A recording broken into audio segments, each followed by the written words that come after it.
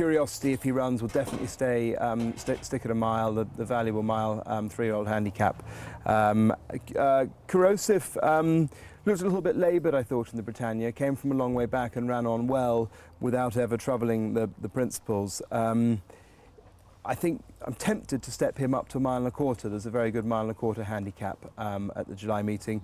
But if we didn't, he could also, the handicapper left him alone on 90, which I think he's still very dangerous off. So we could ask him to carry top weight in the mile race on the Friday. Okay, and Curiosity, obviously it was a bit of a freakish winner in a way, but you must have been really chuffed with the way he ran. Yeah, look, when you're second, you're always questioning what might have been, but I was delighted with how he ran. It had been the plan.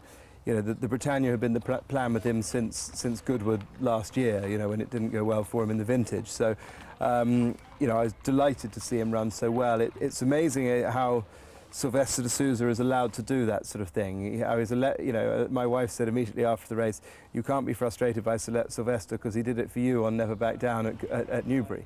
He has an amazing knack of getting a soft lead. And 29 jockeys sat and watched him for most of the race.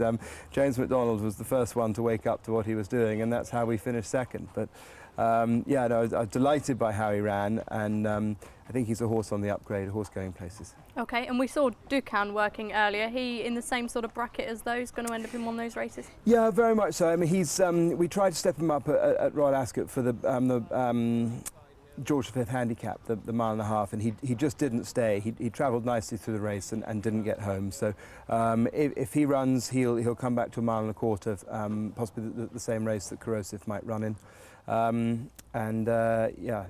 think he again is a progressive 1.25 miles handicapper who we just stretched him out too far last time.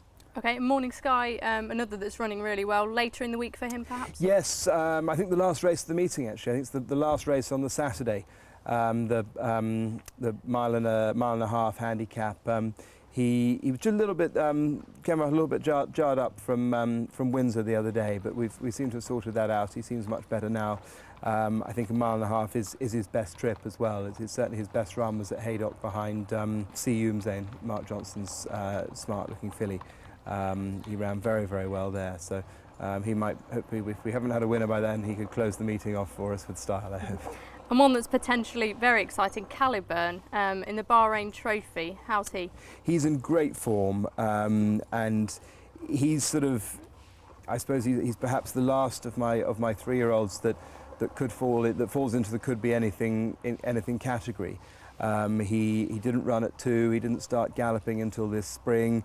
Made his debut at the Craven meeting and was very green and babyish.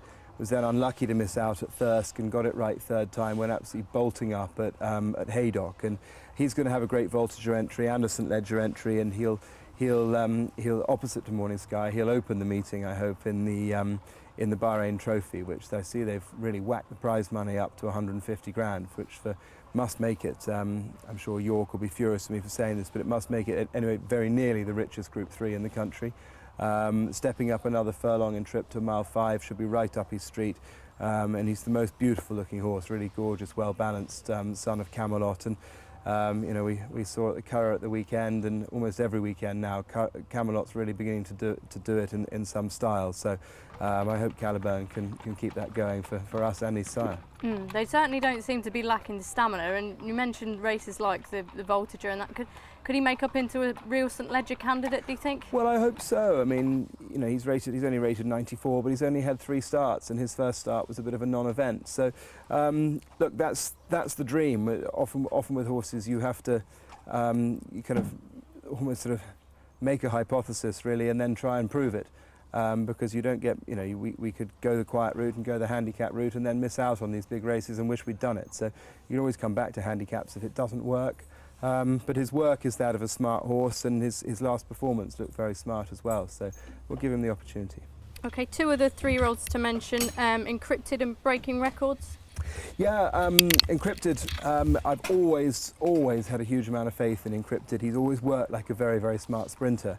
And I kept saying to Prince Carl's racing manager, Lord Grimthorpe, that this is a smart horse. And apart from a couple of times on the all-weather when he did manage to win, he did not look like a smart horse. But he won at York, all things, I forget the name of the sponsorship now, but what for years was the William Hill Trophy, the 3-year-old sprint on Saturday before Ascot, and he won that in the style of a really smart horse.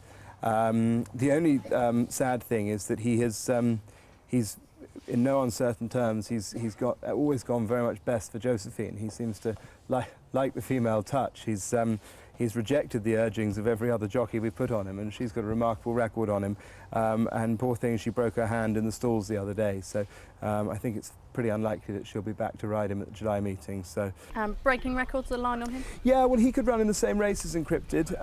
I didn't declare him this morning for Saturday. I thought we'd wait and see what the race next week looks like. He'd get in off a very light weight.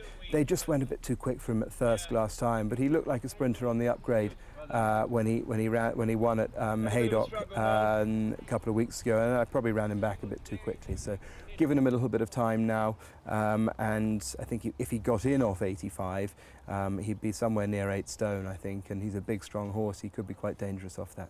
Okay, and perhaps finally for the July meeting horses, White Mocha. He was a smart 2-year-old, and what's happened with him? Well, White Mocha, yeah. I mean, he was second to Massar in the Craven, beating Roaring Lion and Neck, and so that was probably a career best run. And he then travelled very well for a mile in the Dante, and then weakened out of it. And I don't know whether it was the ground that day or whether he just wasn't good enough or didn't stay. Ryan Moore rode him in the Craven and was adamant that a 1.25 miles felt like his trip. So we went to Paris, and he was third in the listed race in Paris, ran well, he saw quite a lot of daylight. Josephine rode him, and again, just felt the last furlong in a slightly steadily run race. The last furlong, he didn't really get home over a 1.25 miles. So we're going to run him in the Sir Henry Cecil Stakes, the mile listed race for 3-year-olds. And we're going to do what we did in the Craven as well. We're going to put the blinkers back on and hold him up and play his hand late, which I think seems to serve him well. So he hasn't turned into the Derby horse that we dreamed he would, but they rated his run in France the same 99 that they rated his run in the or same 100 rather that they rated his run in the Craven. So his season hasn't fallen apart, and hopefully we can get it back on track at Newmarket next week.